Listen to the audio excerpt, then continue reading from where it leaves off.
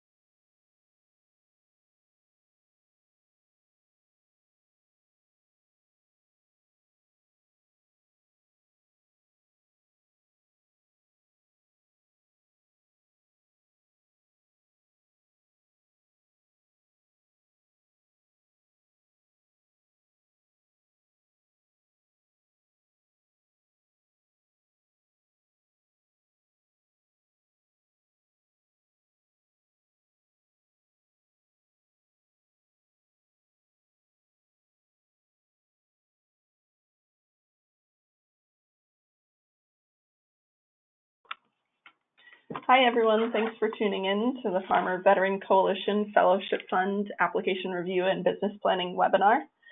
My name is Rachel Petitt. I'm the Fellowship Fund Manager at FVC, logged in here in Davis, California. And I'm excited for you all to join us as we talk about how to fill out the Fellowship Fund application. We're also going to hear from a speaker from Farm Credit East about the best way to write an impactful business plan. So stay tuned for that after we go through the Fellowship Fund application section. And at the end of the webinar, we will have a Q&A. So in the meantime, feel free to use the chat box in the webinar to type in your questions.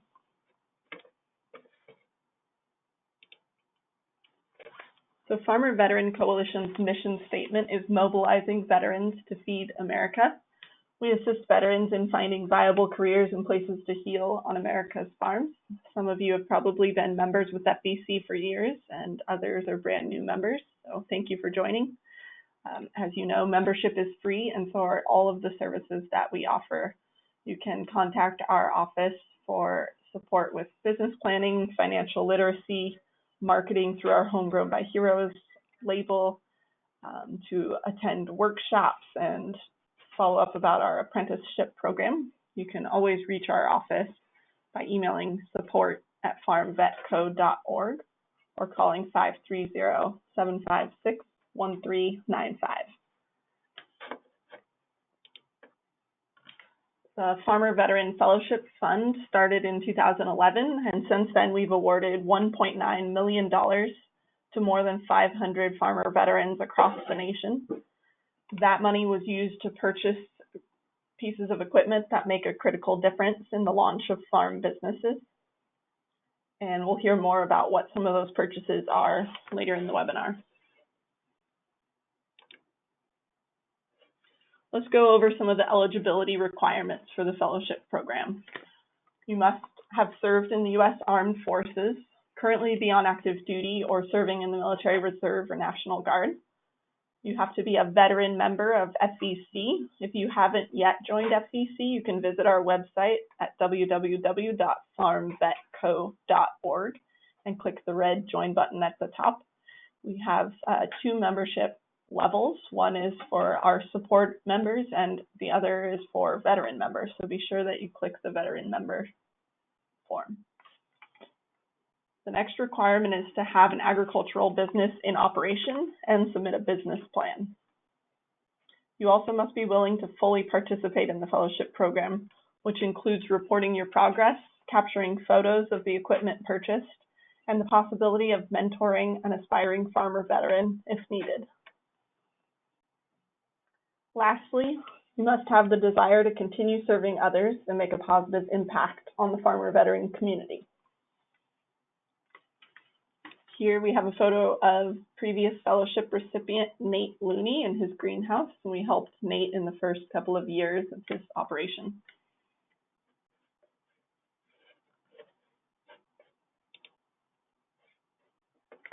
Let's go over some of the documents that you'll need when you're filling out the fellowship application. They can be uploaded in a digital file format, which could be Microsoft Word, a PDF, or JPEG. I strongly encourage you to write your application on your own computer in a Word document and copy and paste it into the application portal through the website. That way you can save your progress frequently. You'll have your own copy on your computer for future reference. And if there's any glitches in the application portal, you'll have a backup. The first thing you'll need is proof of military service. That usually is a DD-214, which includes the character of service. If you're still active duty, a reservist, or a National Guard, you can provide a command support letter. Feel free to contact our office if you have any questions about what that would look like. The second thing you'll need is a business plan that outlines the business you currently operate and your future business goals. This must be a minimum of 1 page and a maximum of 5 pages. If you currently have a business plan that's more than 5 pages and you're thinking about how to pare it down to less than 5 pages, be sure to tune into the second half of the webinar. We'll have a representative from Farm Credit East give you some ideas on what's important and impactful in that business plan. Lastly, the application requires responses to 3 essay questions, which explore the following areas: military and public service, motivation and experiences, education and career ambitions in agriculture. Those essay questions must be a minimum of 1 page and maximum of 3 pages for all 3 essay questions. You can answer all 3 questions in one Word document and upload it as one file. There's 3 things we can go over that the funds are not designed to be used for. You cannot use a grant to be reimbursed for equipment that you've already purchased. You cannot purchase items that are not directly tied to your business. And the fund isn't to be used for a partial payment or a down payment on a much larger purchase. So it's important to think strategically about what equipment you're requesting in your application. It's great to be an impactful piece of equipment that you can really illustrate the benefits to your business and that it's around $5,000 or less. Some of you have probably heard of our partnership with Kubota through the Geared to Give program. By applying for the fellowship fund, you're automatically entered for a chance to receive one of the 5 Kubota tractors that are awarded to FVC each year. If you're not selected to receive a fellowship, you're still eligible to receive a tractor through Geared to Give program. This is a picture of Julie Hollers, our very first tractor recipient on her Kubota.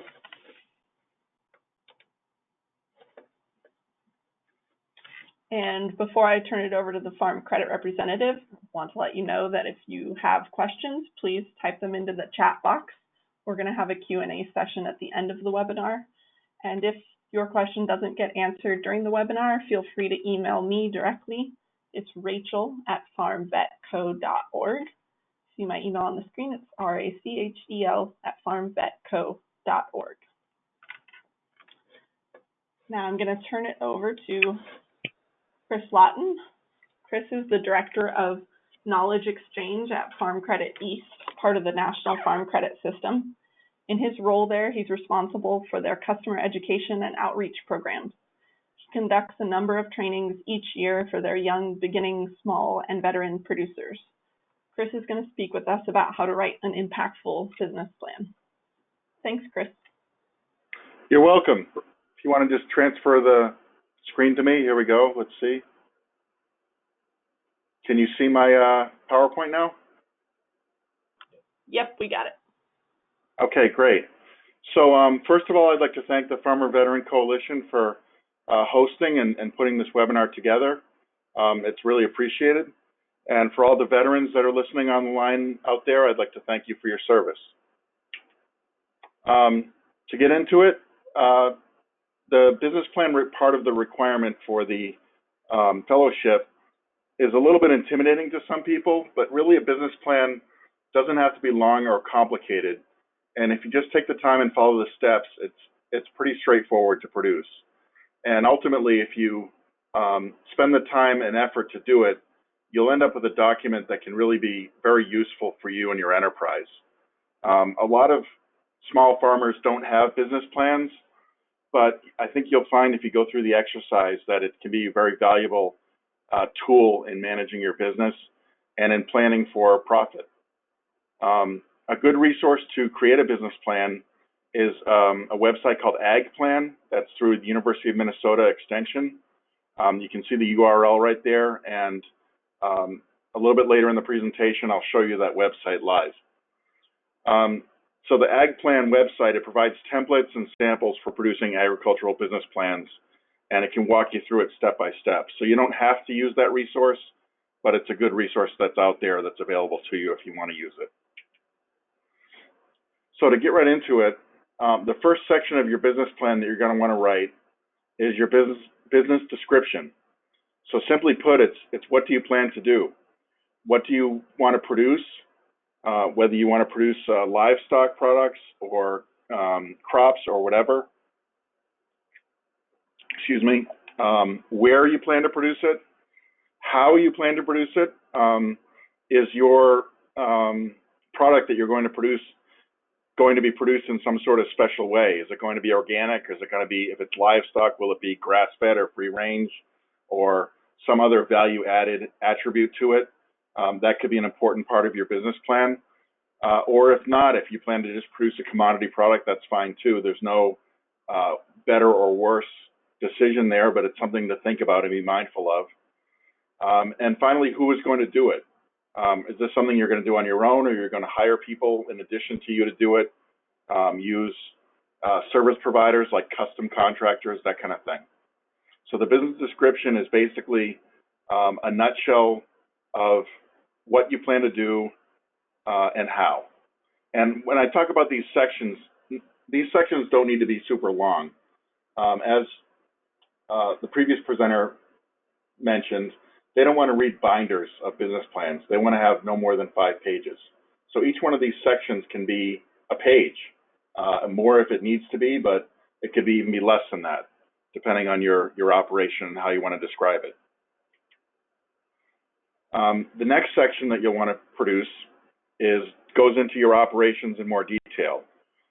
You'll list your major products or services that you're going to produce. As I mentioned, how you will produce it, whether you're producing it in some unique or special way that adds value to it. How you're going to manage your inventory and the product quality of what you're producing. Are there any licenses or permits that are key to your operation? For example, if you're in the Northeast and you want to go into lobstering, you better have a permit for it, because the waiting time for those can be measured in years. So that's an important thing to mention if it's key to your industry sector. And then finally, in your operations, you want to talk a little bit about risk management and how you're going to manage risk. What if things don't go exactly as planned? Do you have insurance? Do you have some savings in the bank? Do you have some kind of contingency plan for if weather doesn't cooperate, if the customers don't come out, that kind of thing? The next part of your business plan that you're going to produce is the marketing plan. Simply put, this is basically who will buy your product. Are you going to market to wholesale or retail customers, or some combination of the two? Who will be your major buyers? If you perhaps produce milk and you sell everything to the co-op, that's fine, but put that in the plan that everything is going to go to the co-op that you're a member of, or a certain buyer. Think about if that buyer doesn't come through, do you have a backup plan for that? If you're marketing at retail, how are you going to promote your product? How will customers find you or know where you are? How will you price your product? Is it going to be a commodity that's priced to market, or is it going to be something that you'll have a little bit more control of, where you're setting your own prices, and how are you going to do that? And finally, think a little bit about your competitive advantage. And this is something that you'll want to do whether you're a wholesale or a retail producer. If you're a retail producer selling direct to consumers, you need to think about how you're going to be better or different from your competitors. In a mature marketplace like the US is today, whatever you're producing, the odds are that there's somebody already producing that product out there. So you have to think about how you're going to convince a customer to go from where they're getting that product today, why they're going to come to you instead. If you're producing a commodity where you sell it all to the co-op or something like that, your competitive advantage is how are you going to make money at today's market prices? How are you going to be profitable at those commodity price levels? The next section is management. This is the who is going to do it. So you want to talk about you and your team. If you have other people with you, if you have a partner, a spouse perhaps, some kind of business partner or key employees, a team of advisors if you have them, or mentors. As I mentioned, some key staff, and think about service providers. This could be anything from a lender like Farm Credit, or it could be a marketing company that you're collaborating with to do marketing, or some other key service provider. It's basically the whole universe of people that are working together to support your enterprise. It's important to acknowledge that it's more than just you out there doing it by yourself. And then the financial plan comes next. Now, this is probably the hardest, but also the most important part, because it talks about how you're going to make money. And I don't want to present it in the form that profit is the be-all and end-all. Many people go into agriculture because they have non-financial goals that they want to pursue, whether it's lifestyle goals or producing a product in a certain way. But it's important to remember that profitability is basically a prerequisite to achieving those other non-financial goals. If you're not profitable, at least at some level, you're not going to be financially sustainable. So your financial plan and your business plan is going to cover your past financial performance, and then it's going to have some future budgets or projections. And we'll go into this in some more detail here. So your financial plan, it's going to include, first of all, an income statement, historical income statement, basically what happened last year or prior years, depending on how long you've been in business. Did you make money last year, and how and why? Then you'll want to include a budget for the coming year and think about how you're going to budget your cash flow going into this next year. So it'll include things like your income, your expenses, your family living expenses, and again, depending on the scale and scope of your enterprise, outside income could be a very important component. If your business is relatively small, you're going to produce a handful of livestock, that's fine. There's nothing wrong with a small scale enterprise, but think about how your family is going to survive, and outside income could be a key component of that. If your business itself is not going to fully support your family. So to get into the budget in more detail, a very simple way to think about it is what's sometimes called the 5-line income statement. So this is basically your income, what you sell, minus your cost of goods sold, and that's basically everything that you put into produce that product that you sold.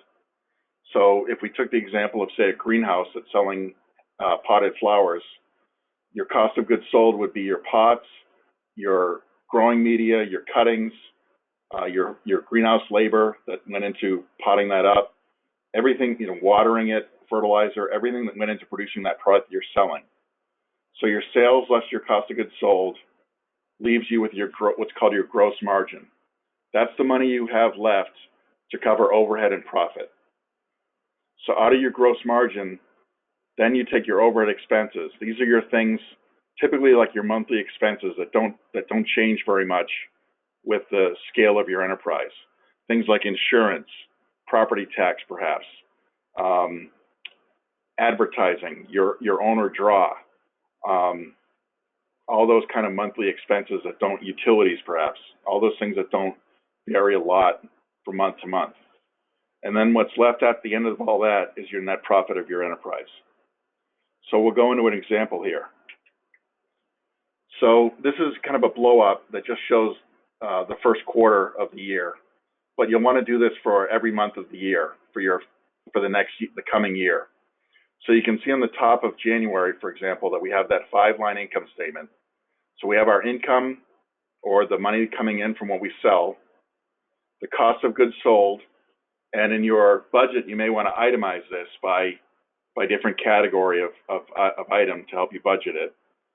But cost of goods sold could be the summary of that.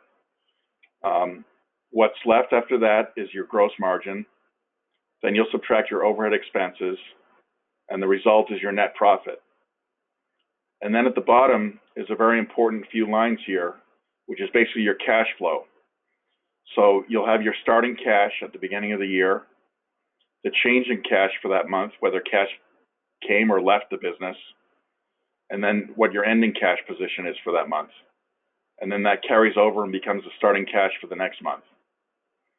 So if you carry this through, you can get a 12-month budget that includes both your, very abbreviated, your income streams, your net profit, and then your cash flow. So the next slide that we'll go to has an example of that. So here I did an example of a vegetable grower. So here we go a little bit later in the year, and I'm assuming that they're in a cold weather state. So they're coming out of winter at this point. So in April, this vegetable grower, she has zero income because nothing is ready to sell yet. But perhaps she has a heated hoop house or something like that, and she's producing seedlings that are going to go be transplanted into the field. So she has some cost of goods sold that are going out the door. $5,000 in labor and expenses for that for those vegetable plants that are going to yield later on. So the cash margin for the month of the cost after the cost of goods sold is negative $5,000. Then from that, we're going to subtract overhead of $2,000. That's her owner draw and her monthly expenses. So our negative for the month is minus $7,000. And that's okay, we're going to get it back later, but it's important to budget for that because the cash flow is not always even throughout the year for most agricultural businesses. So if we go down to the bottom of April, we look at we started the month with $5,000 in savings. In this case, she drew on a line of credit. So drew $5,000 out of a line of credit to add to her cash. We had negative $7,000 in cash earnings. So the ending amount would be $3,000. And that becomes the starting cash for the next month. So we look at May. In May, we had some income because we started to sell some product late in the month. So we had hypothetically $10,000 in income. Our cost of goods sold was $5,000 again for the month. We had some labor that went into that. That results in a cash margin of positive $5,000. Our overhead was $2,000, so we have net cash earnings of $3,000. We started the month with $3,000 in the bank. For this month, we have no loan activity. We added $3,000 in earnings, so our ending cash is $6,000, and that carries over to the next month. So again, you probably get the idea here, but just to carry it through, June we had $15,000 cash earnings, cost of goods sold again, resulting in a cash margin of plus $10,000. Subtracting overhead, we had $8,000 plus. So our starting cash was $6,000. We're going to pay down that line of credit that we took out, that we drew on back in April. So we're taking $5,000 cash away and giving it back to the bank. But we're adding $8,000 in cash earnings for the month. So our ending cash is $9,000. So it's important, and in practice, you'd want to do this for the whole rest of the year, for each month. And this is really key to making sure that you remain solvent, that you can pay those bills, that you don't run out of cash, and that you're able to make ends meet during the months when you perhaps don't have a lot of income, and you're able to budget to pay back loans and other things during the months when you have excess income. If you want to access an Excel spreadsheet that has some examples of cash budgets, this URL on the bottom of the screen here, farmbiztrainer.com, is a resource you can check out that has some Excel spreadsheets you can download that have examples of farm budgets. And this URL I'm going to repeat on the last slide, so don't feel you have to write it down right at this minute. So as I said, your budget is key to paying your bills on time, remaining financially solvent, and having a profit at the end of the year. Unfortunately, too many farmers basically do the best job farming they can, produce a great product, and then just hope that there's something left in the checkbook at the end of the year. You'll be a lot more successful if you go through the exercise of doing this kind of budgeting and planning for profit rather than just making it by accident. So it is a little bit of work, but it's important to go through this process and create this document. So finally, after you've done all the sections that we covered, you'll want to go through and write your executive summary. This is where you succinctly summarize everything that you've written up until this point. And this is the only section many will read. And for your application of the Farmer Veteran Coalition, you may just want to include your a couple-page executive summary and your financial projection to make sure you're not over that 5-page limit that they want, because again, they can't be reading books and books of business plans. But your executive summary is a brief summary of the entire plan. You want to include key points like what you're going to produce, how you're going to produce it, who's going to do it, and don't forget why. What are your longer-term goals? What do you want your business to become? And then, because you're applying for the fellowship, think about what purchase you're applying for and why that's integral to achieving your business goals. The more compelling case you can make, the better your application, the stronger your application is going to be. So as I said, your business plan should be a living document. One thing you do not want to do is, when I go to farms, I'll often see a business plan in a binder on the shelf collecting dust. That's not really a very effective business plan. You want to keep it current. This budget that you did a few slides back, this budget that you produced right here, you want to update that monthly with your actual results. So let's say you budgeted for $10,000 in revenue. What was your actual revenue? Did you meet that goal? Did you exceed it? Did you fall short? What were your actual expenses? Were they to budget, or did you have a greater expense than what you anticipated? And how are you going to adjust for that in the coming months to make sure you meet your goals for the year? So ideally, you should use your business plan to plan and guide for your business. You're doing it to apply for this fellowship, but really they're doing you a favor in forcing you to go through this exercise that really creates a very useful document for you and your enterprise. So this should be for yourself as much as for others. So here are some resources that you can use in this process. As I mentioned, AgPlan at the University of Minnesota is an important resource that you can use to create your business plan. There's templates and examples you can look at there. Cooperative Extension for your state, if you just put into a search engine, Cooperative Extension in your state, you'll find the Cooperative Extension service from your local university. FarmCredit.com is the website of the Farm Credit System. You can find your local affiliate that way, and they can be a resource for financing a new beginning farmer veteran enterprise. USDA has a veterans page on their website. There's the Farmer Veteran Coalition website, of course. And then there's that Farm Biz Trainer website. It's a little bit of a long URL, but if you put that in, it'll get you to a page where you can download some spreadsheet examples. And then my contact information is here at the bottom if you have follow-up questions or want to talk to me. So if we have a couple more minutes for me, I was going to demonstrate the AgPlan site briefly and show that, if that's okay. Yeah, sure. Go right ahead, Chris. Okay, so can you see the AgPlan website now? Yep, we have it pulled up. Okay, great. So up here you can see the URL for the AgPlan website at University of Minnesota. You just register and create your account. It's free. I've already created one for this demonstration here, so I'm going to sign in. So here you're going to start a new plan.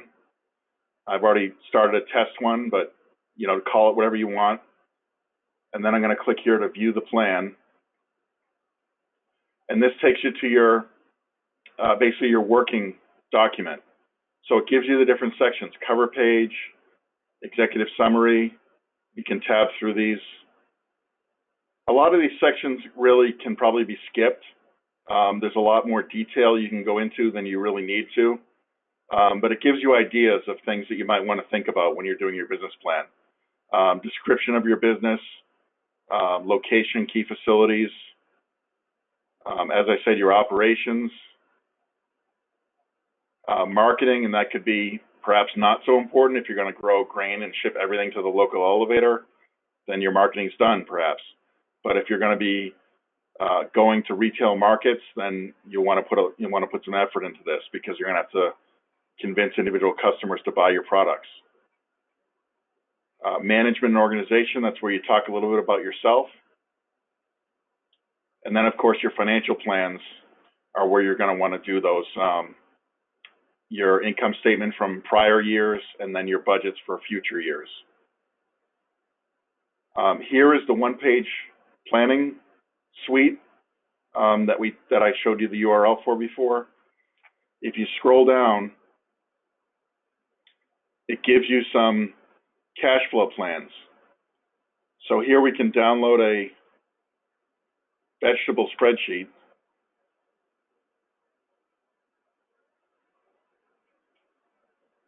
And I'm just opening that up.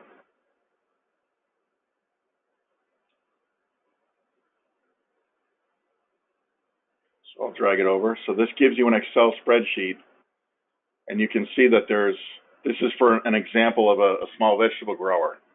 So it gives you an annual budget by month, an annual summary, and you can just fill in what you think your expenses are going to be. for the budget, and then it's important to go back and fill in actual numbers as well and look at how close or far from your budget you actually are. And you can always, it's much more effective to adjust on the fly as you go month to month than it is to get to the critical point mid-year and run out of cash and then try and figure out what you're going to do. If you track your budget versus actual as you go along, you can make small adjustments when it's a lot easier to do so. So again, there's another example for a budgeting spreadsheet, and there's one for pastured pork. So there's some examples there that you can play around with when you're doing your own projections. So again, that's the Farm Biz Trainer and Ag Plan. So with that, I will turn it back over to the organizer for Q&A, if you want to take any questions. Great, thanks so much, Chris. All right, we're going to open it up to the question and answer, and you're welcome to direct questions towards me or to Chris if you have more specific questions about the business plan. We've already gotten quite a few questions in the chat, so I'm going to start with reading off some of those. And if you have a question that comes up, continue to type them in the chat.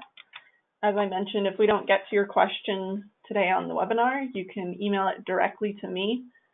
My email is up on the screen now, rachel@farmvetco.org. And also, I will attempt to reach out to anyone directly that hasn't had their question answered. The first thing, we've had quite a few people ask if the presentation will be available, so we will be posting it on the FVC website, farmvetco.org, and we expect it to be up there by Friday. We'll also post a log of the questions, so you should be able to see the questions and answers that we're going through today. A few people have asked about how to fill out the application if your farm is set up as a nonprofit. The Fellowship Fund is designed to support for-profit farm businesses, people that are making a livelihood off of their farm. However, nonprofits aren't immediately disqualified, but priority will be given to for-profit businesses. If you are a nonprofit and you're wondering what to submit instead of a business plan, you will be asked to submit your strategic plan or the equivalent of that for your organization, and that should also include financials.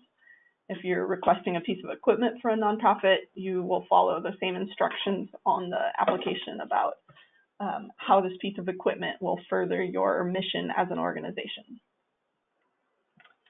Another question was about whether the Geared to Give tractor application is a lottery and how to justify your needs for the tractor.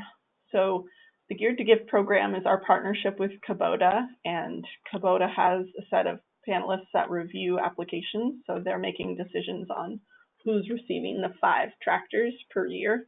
So it's not a lottery system, but by entering the fellowship, by entering your application in the Fellowship Fund, you're creating an application that Kubota will be able to see. So they'll be looking at the same documents that we look at internally for the Fellowship Fund. So they'll look at the business plan, and your essay questions and all of those things are how they come up with their decisions for the 5 tractor recipients.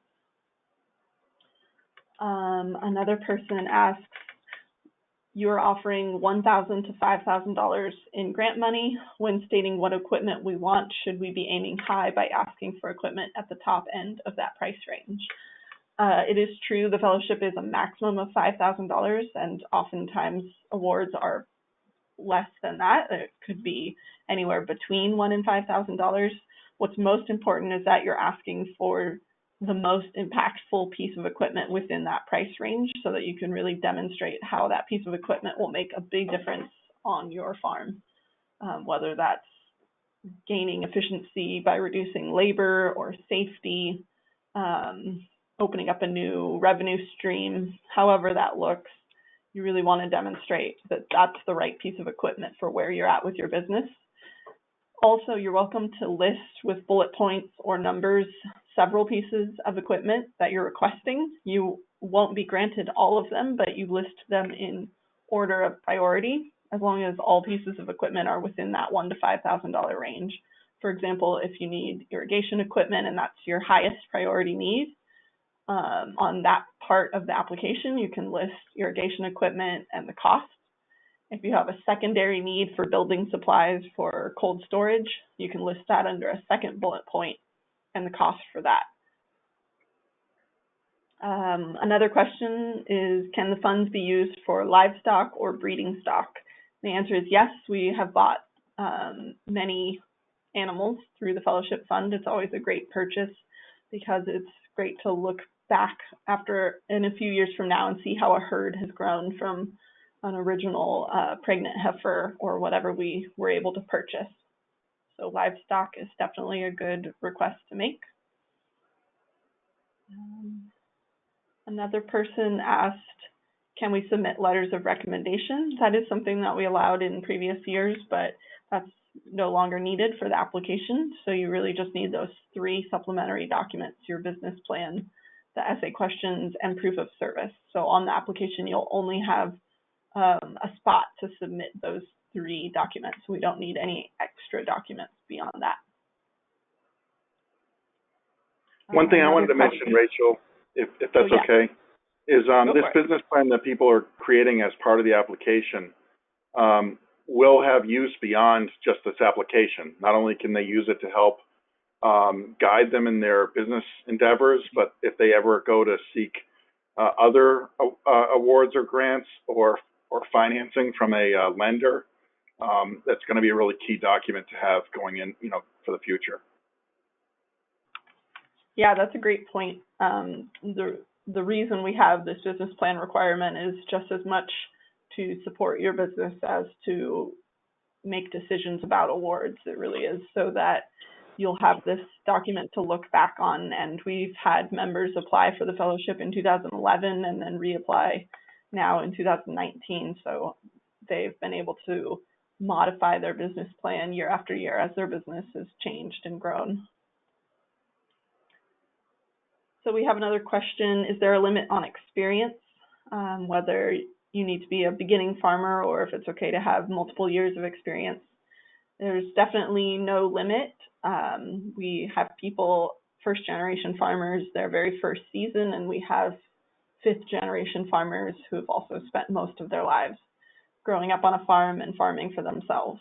So it's a broad spectrum and all are welcome to apply. What we ask is that you do have a business already in operation and that you're in need of equipment that would really launch the business to the next level. We have another question. I've already submitted the application and the request is for infrastructure fencing materials. Is that appropriate or would one single item be more appropriate? So the fellowship is designed to purchase one piece of equipment or supplies, and that can be multiple items. For example, with fencing or with an irrigation system, there would be many items, but what we ask is when it comes time to you being awarded and you're submitting an invoice for us to pay off of, that you're just working with one vendor. So if you get all of your supplies at Home Depot or at a local store, or if you're buying cattle directly from one individual, however that looks for what you're purchasing, that it is just one invoice. So that works best if you think of one piece of equipment or one building project that you can really illustrate how you're going to accomplish it and how you're going to benefit from it.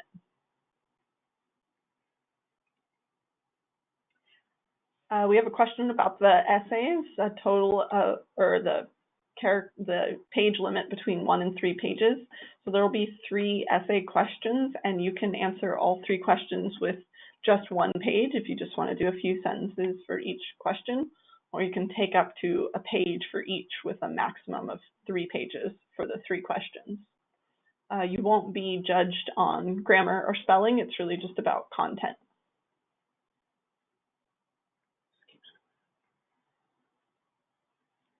We have another question about requesting just one item.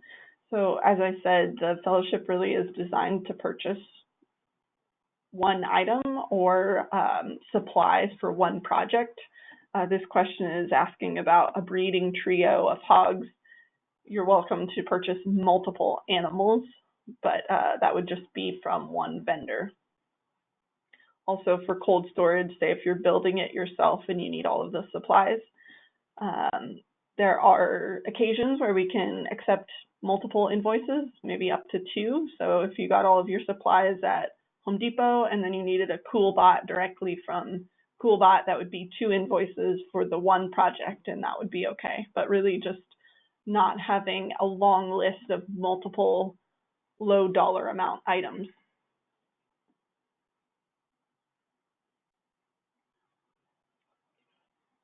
We have a question about how many applicants we received for the fellowship last year. I believe it was about 480. It was in that ballpark. So it's a very competitive program, and with word of mouth, it's definitely growing. But all year long, we work hard to fundraise for this program, and each year hope to offer more grants than the year before. So we're trying to keep up with that demand.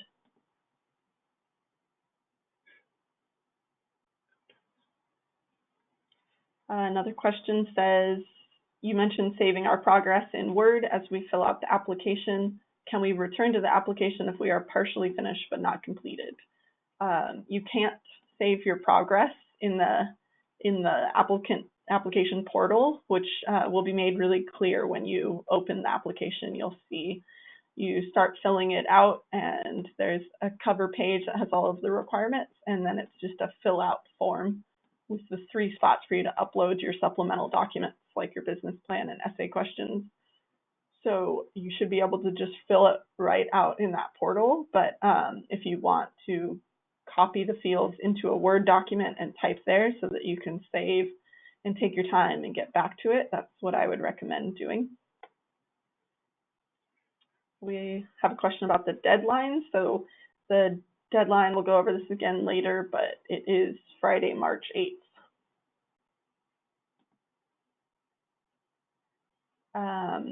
You can receive a fellowship fund again if you're a previous awardee. That is something that we've opened up this year. Previous awardees can reapply in 2019 for the fellowship.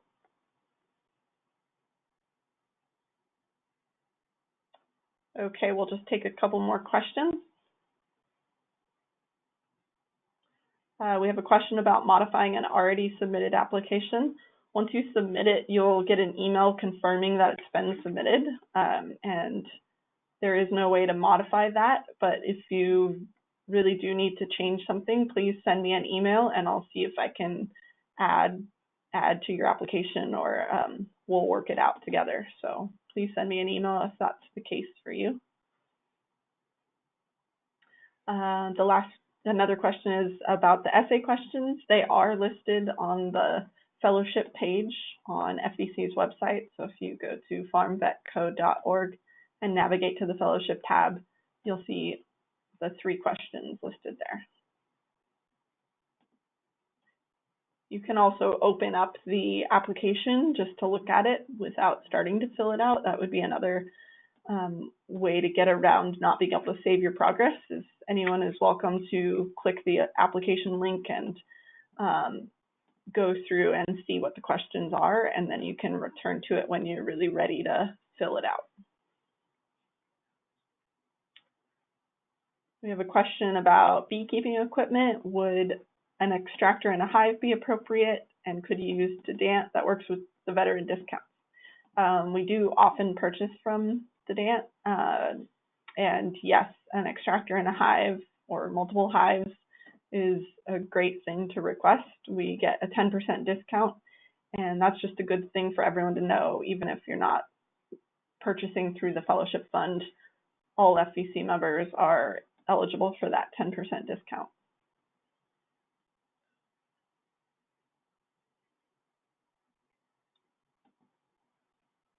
And we'll just take one more question. Is a container for storing equipment okay?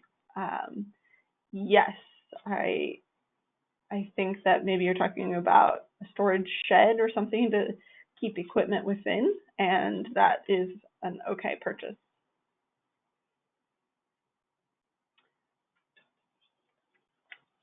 And if your question didn't get responded to, please send me an email. It's rachel@farmvetco.org. I'll also be reaching out to some of the people that had longer questions so I can get back to you individually. And as we mentioned, this whole webinar and all of the questions will be posted to our website by Friday.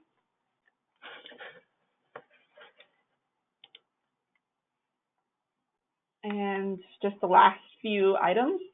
So the webinar will be posted Friday, and the Fellowship Fund application closes Friday, March 8th. That's 5 p.m. Pacific time. So please keep that deadline in mind. We will have to be strict about that. The application has been open since February 1st, so it should give you plenty of time to fill it out. And lastly, I want to mention, if you haven't already, please get certified with the Homegrown by Heroes program. It's one of our free services, and it's a marketing program that helps differentiate your product on the shelf so that consumers can identify it as veteran produced. The link is on the screen now. It's farmvetco.org/HBH. It's a great program that should help with some sales. So thanks so much for joining us, Chris, and thanks everyone who's listening. You're very welcome. Yeah, thanks, Chris. All right. And Rachel, you had your email up on the screen. If people have questions for me or want anything to, want a copy of the presentation or anything like that, you can, reach me through Rachel. Rachel can forward on whatever questions you have. Yeah, I would love to put anyone in touch with Chris, and I put my email back on the screen, so just keep that in mind. You can reach out to me. Yeah, I just wanted to say that the presentation I gave on the business plans, it was a lot of material presented pretty quickly. So I certainly understand that was maybe a lot to take in, but keep in mind that the recording is going to be available as well as the presentation, so you can go through things at your own pace. Yeah, definitely. Yeah, thanks for the resources to Ag Plan and the other helpful templates. All right, thanks, Chris, and thanks everyone for joining. Thanks a lot. Bye.